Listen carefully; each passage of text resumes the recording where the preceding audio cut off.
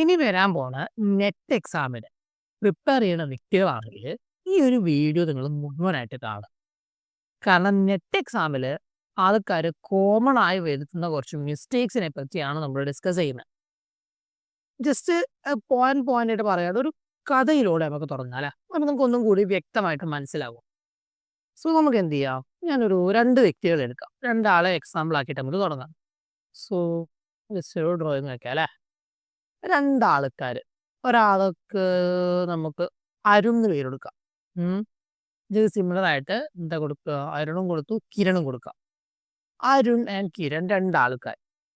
രണ്ടുപേരും നെറ്റ് എക്സാമിന് പ്രിപ്പയർ ചെയ്യാൻ തീരുമാനിച്ചു. ഇത് എക്സാം എഴുതാൻ തീരുമാനിച്ചു. അപ്പൊ അർജുൻ എന്താ സോറി അർജുൻ അല്ല. അരുൺ എന്ത് ചെയ്യാണ്? അരുണിനെ സംബന്ധിച്ചിടത്തോളം അരുണിന് പക്കാ ഒരു സിസ്റ്റമാറ്റിക് പഠന രീതിയാണ് അരുണിന് താല്പര്യം. അപ്പൊ അരുൺ എന്ത് ചെയ്തു? ആദ്യം പോയിട്ട് സിലബസ് ഡൗൺലോഡ് ചെയ്തു. സിലബസ് ഡൗൺലോഡ് ചെയ്തിട്ട് ഓരോ ടോപ്പിക് അതായത് ഈച്ച് ടോപ്പിക് എന്ത് ചെയ്യൽ തുടങ്ങി? സെലക്ട് ചെയ്ത് പഠിക്കൽ തുടങ്ങി. സിലബസ് ഡൗൺലോഡ് ചെയ്തു. നമുക്കറിയാം സിലബസിൽ നമ്മുടെ പേപ്പർ 1 എടുക്കുകയാണെങ്കിൽ എങ്ങനെ ഉണ്ടാവും? പേപ്പർ 1 നിങ്ങൾക്ക് പേപ്പർ 1 അല്ലേ? പേപ്പർ 1 നമുക്ക് 10 ചാപ്റ്റേഴ്സ് ഉണ്ട്. പേപ്പർ 2 10 ചാപ്റ്റേഴ്സ് ഉണ്ടാവും കേട്ടോ. പേപ്പർ 1 10 ചാപ്റ്റേഴ്സ്, പേപ്പർ 2 നിങ്ങൾക്ക് 10 ചാപ്റ്റേഴ്സ് ഉണ്ടാവും. ഇങ്ങനെ ഈ 10 ചാപ്റ്ററിൽ ഓരോ ചാപ്റ്ററിലും സിലബസ് പ്രകാരം കുറേ ടോപ്പിക്സ് ഉണ്ടാവില്ലേ? ഈ ഓരോ ടോപ്പിക്സും എന്ത് ചെയ്യൽ തുടങ്ങി? അരുണ് പഠിക്കും. കാരണം അരുണിനെ സംബന്ധിച്ച് ഫുള്ള് പഠിക്കണം. പക്ഷെ അരുൺ എന്ത് ചെയ്തു? സിലബസ് പ്രകാരമുള്ള ഓരോ ടോപ്പിക്കും പഠിക്കൽ തുടങ്ങി. കിരൺ ആണെങ്കിലോ, കിരണിനെ സംബന്ധിച്ച് അങ്ങനെ ഇരുന്ന് പഠിക്കുക എന്ന് പറഞ്ഞാൽ വലിയൊരു താല്പര്യം ഇല്ലാത്ത വ്യക്തിയാണ്. കിരൺ എന്ത് ചെയ്തു? കിരൺ ആദ്യം തന്നെ ഒരു ധാരണ ഉണ്ട്, എല്ലാ ചാപ്റ്റേഴ്സിനും ഈക്വൽ നമ്പർ ക്വസ്റ്റ്യൻസ് ഒന്നും വരില്ല.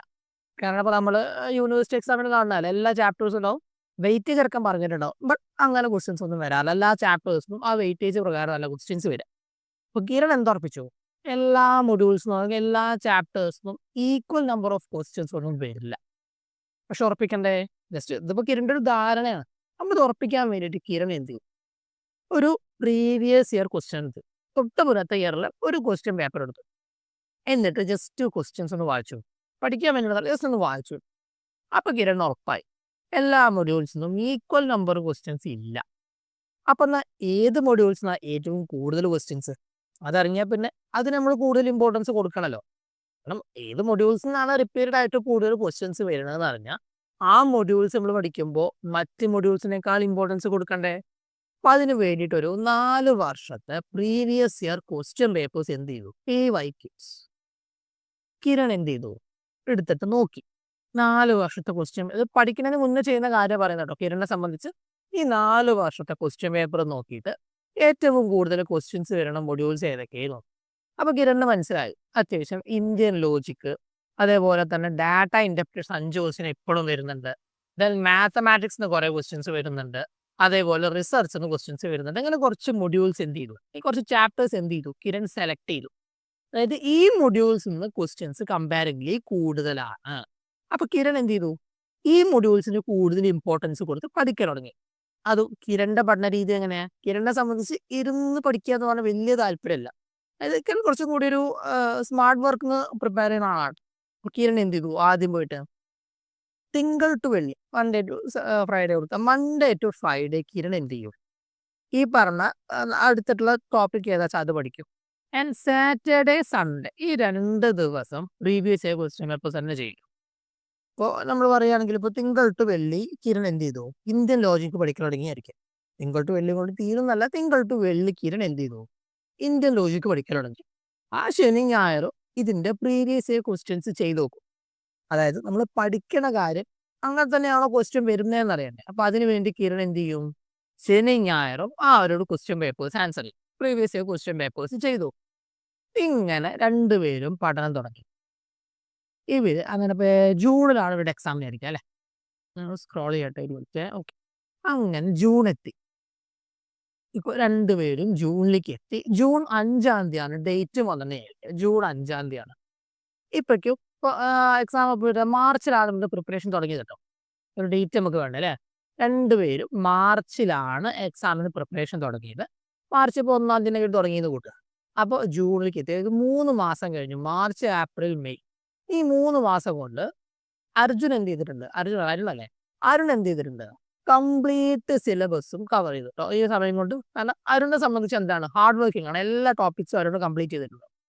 കംപ്ലീറ്റ് സിലബസും അരുണ് കംപ്ലീറ്റ് ചെയ്തു. പക്ഷെ നമ്മുടെ കിരണിനെ സംബന്ധിച്ചോ, കിരൺ കംപ്ലീറ്റ് സിലബസ് കവർ ചെയ്തിട്ടില്ല. കംപ്ലീറ്റ് ചെയ്തിട്ടില്ല. അതായത് കംപ്ലീറ്റ് സിലബസ് കവർ ചെയ്തിട്ടില്ല. പക്ഷേ എല്ലാ അതായത് ഓരോ ടോപ്പിക്കും കംപ്ലീറ്റ് ചെയ്തിട്ടില്ല. പക്ഷെ എന്ത് ചെയ്തിട്ടുണ്ട്, ഒരുവിധം എല്ലാ ചാപ്റ്റേഴ്സും കിരൺ കംപ്ലീറ്റ് ചെയ്തിട്ട് ജസ്റ്റ് നോക്കി വെച്ചിട്ടുണ്ട്.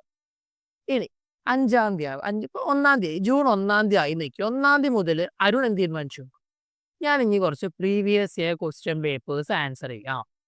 കിരണിനെ സംബന്ധിച്ചോ, കിരൺ ഇനി പ്രീവിയസ് ഇയർ ക്വസ്റ്റ്യൻ പേപ്പറും ചെയ്യണം. അപ്പൊ കിരൺ എന്ത് ചെയ്തു, ഇനി ഞാൻ ജസ്റ്റ് ഒന്ന് റിവിഷൻ മാത്രമേ ചെയ്യുന്നുള്ളൂ എന്ന് ചോദിച്ചു. അതായത് പഠിച്ച കാര്യങ്ങൾ ജസ്റ്റ് ഒന്ന് നോക്കുക, ടോപ്പിക് റിവൈസ് ചെയ്ത് പഠിച്ച ടോപ്പിക്സ് എന്തൊക്കെയാണോ അതൊന്ന് റിവൈസ് ചെയ്യണേ ഉള്ളൂ എന്ന് ആര് തീരുമാനിച്ചു, കിരൺ തീരുമാനിച്ചു. അർജുനാണെങ്കിലോ, അർജുനല്ല അരുണാണെങ്കിലോ, എല്ലാ ടോപ്പിക്കും ഞാനൊന്ന് കവർ ചെയ്തിട്ടുണ്ടല്ലോ, ഇനി ഞാൻ കുറച്ച് പ്രീവിയസ് ക്വസ്റ്റ്യൻ പേപ്പേഴ്സ് ആൻസർ ചെയ്ത് പഠിക്കാമെന്ന് വിചാരിച്ചു.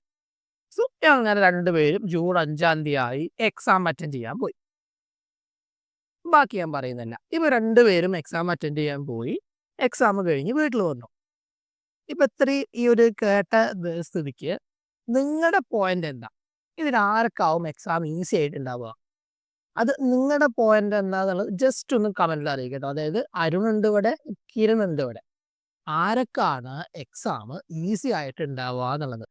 കുറേ പേര് വരുന്നൊരു മിസ്റെപ്രസെന്റേഷൻ അല്ല, മിസ്റ്റേക്ക് ആണ് ഞാൻ ഈ ചൂണ്ടിക്കാണിക്കുന്നത്. സോ നിങ്ങളുടെ പോയിന്റ് എന്താണ്, ഇതിൽ ആരൊക്കെയാണ് എക്സാം ഈസി ആയിട്ടുണ്ടാവുക, അല്ലെങ്കിൽ ഇതിൽ ആരുടെ പ്രിപ്പറേഷൻ സ്ട്രാറ്റജിയാണ് നല്ലത് എന്നുള്ളത് എന്ത് ചെയ്യുക, നിങ്ങൾ ഒന്ന് കമന്റ് ചെയ്യുക. ഇതിന്റെ കണ്ടിന്യൂഷൻ വീഡിയോ ആയിട്ട് നമ്മൾ ഉടൻ തന്നെ വരുന്നുണ്ടാവും. സോ നിങ്ങളുടെ അഭിപ്രായം അറിഞ്ഞിട്ട് വേണം നമുക്ക് സെക്കൻഡ് വീഡിയോ സ്റ്റാർട്ട് ചെയ്യാൻ വേണ്ടിയിട്ട്. സോ കോമൺ മിസ്റ്റേക്സ് UGC നെറ്റിന്റെ പ്രിപ്പറേഷനിലും എക്സാം അറ്റൻഡ് ചെയ്യുമ്പോൾ ആൾക്കാർ വരുന്ന കോമൺ മിസ്റ്റേക്സ് എന്ന് പറഞ്ഞിട്ട് ഒരു വീഡിയോ സീരീസ് നമ്മൾ പ്ലാൻ ചെയ്യുന്നുണ്ട്. സോ ഇതിന് നിങ്ങൾ എന്താണ് നിങ്ങളുടെ അഭിപ്രായം എന്നുള്ളത് ഒന്ന് എന്ത് ചെയ്യുക, കമന്റ് ചെയ്ത് അറിയിക്കുക.